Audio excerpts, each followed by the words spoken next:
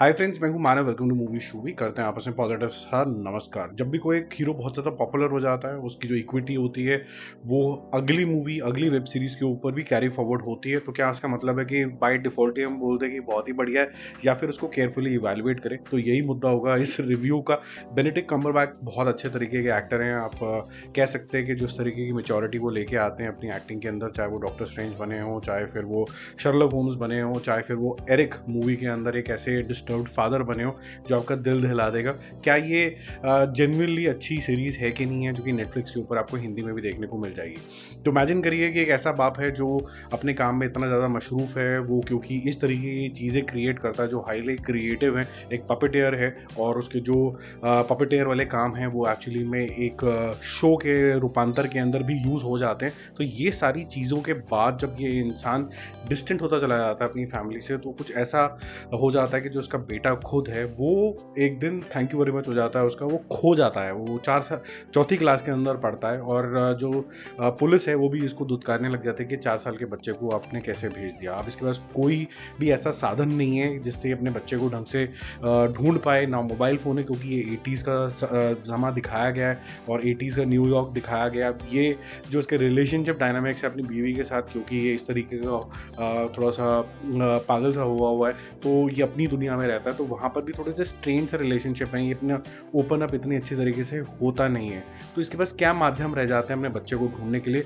ये इतना ज़्यादा अपनी आर्ट फॉर्म के अंदर, पपेटियर के अंदर जो कार्टून ये बनाता है उसके अंदर इतना ज़्यादा खो जाता है कि इसके बच्चे ने कभी एक ड्राइंग बनाई होती है, एक ऐसा कैरेक्टर बनाया होता है एरिक, जो इसको और इसके फादर को जोड़ पाएगा। तो इसका मानना ये है कि अगर ये कैरेक्टर को अलाइव कर दे तो ये कहीं ना कहीं इसके शो में देखते देखते इसका बच्चा वापस आ जाएगा जो इससे रूठा हुआ है। इसका मानना ये है। But at the same time हम ये सीरीज आपको ऐसे गुमनामियों में भी लेके चले जाती है, करप्शन की, बच्चों को अगवा करने के बाद क्या कुछ होता है। तो क्या ये जो बच्चा है ये किसी ने अगवा किया फॉर अ वेरी, जिसे कहते हैं दिल दहलाने वाला रीजन, या और पुलिस, करप्शन, ये सब चीज़ें, और बच्चों का मिसयूज़ करने के लिए, या फिर ये बच्चा जेन्युइनली किसी सेफ हैंड के अंदर है और ये सिर्फ रूठा हुआ है। और जो बेनेडिक्ट कम्बरबैच का जो कैरेक्टर है उसको कहीं ना कहीं ये लगता है कि ये जो एरिक का कैरेक्टर उसने बनाया है अपने दिमाग के अंदर, और वो अगर रियलिटी इसको बना दे तो वो कहीं ना कहीं बच्चा वापस आ जाएगा। अब ये जो पूरी सीरीज है, जब आप देखोगे, मैंने छोटा सा न्यूक्लियस बताया है, आपको ट्रेलर में भी दिख गया होगा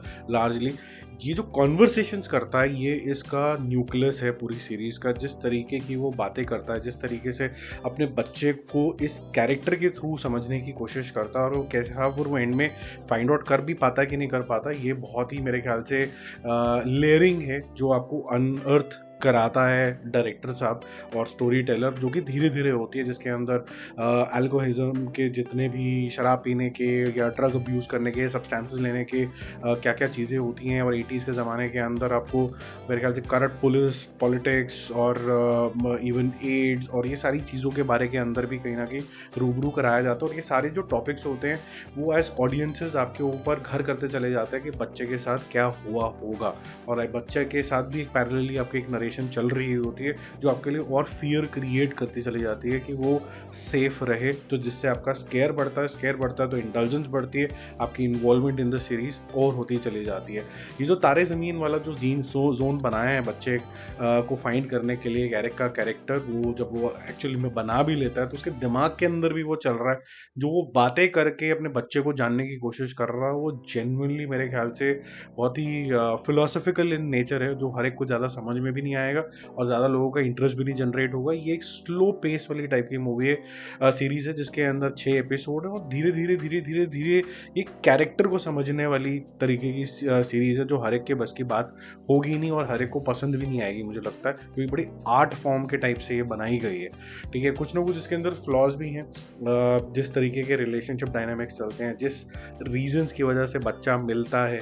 फॉर एग्जाम्पल, उस ज़माने में टेक्नोलॉजी का यूज़ जिस तरीके से दिखाया गया है, हम ये कह सकते हैं कि कहीं ना कहीं आप बोलोगे मैं इस बात से ज़्यादा रिलेट नहीं कर पा रहा क्योंकि ये 80s का ज़माना है। But at the same time, क्योंकि डायरेक्टर ने आपको, वो कहता हूँ ना मैं हर बारी, के लोएस्ट पॉइंट पर डाल दिया था कि यार ये लोग मिल जाएं, बच्चा मिल जाए अपने बाप को, और ये फैमिली फिर से एक अच्छी हैप्पी फैमिली हो जाए, तो आप चाहोगे कि कोई रीज़न मिल जाए इनको वापस से। तो वो आपकी जो होप होती है वो आप फिर थोड़ी चीज़ों के लिए इन सब चीज़ों को इग्नोर करना शुरू कर दें। तो acting wise I think brilliant, जो पागलपन यहाँ दिखना चाहिए, जो सेल्फ टॉकिंग दिखनी चाहिए टू द एक्सटेंट कि आपको ऐसा लगेगा कि एरिक का कैरेक्टर जेन्युइनली शायद एग्जिस्ट करता है, और वो डायरेक्ट भी इसी तरीके से हुआ। आपको एक बार आपको ऐसा लगेगा कि कहीं जेन्युइनली तो कुछ ऐसा नहीं है। बट हैविंग सेड दैट, क्योंकि स्टार्टिंग में नरेशन आपके लिए काफ़ी ओपन रखी गई होती है, तो हेलुसिनेशन में आप तो नहीं जाते हो, लेकिन कैरेक्टर जरूर जा रहा होता है। मेरा मूवी शूवी स्कोर इसके लिए रहेगा 3.5 स्टार आउट ऑफ 5।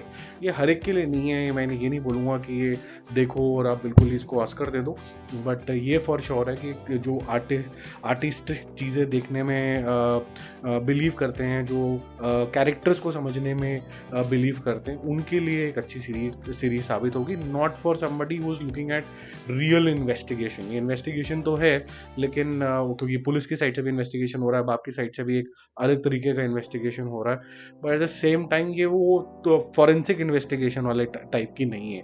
ये बेसिकली खुद की डिस्कवरी है, खुद की शॉर्टकमिंग्स को कैसे कैसे नेगेट करता है to reach his son eventually or not, और क्या या कोई हादसा हो जाता है, ये सब चीज़ें आप डिस्कवर करते हैं इसके लिए। बाकी जल्दी मिलते हो रिव्यूज़ और updates. Stay connected, bye bye.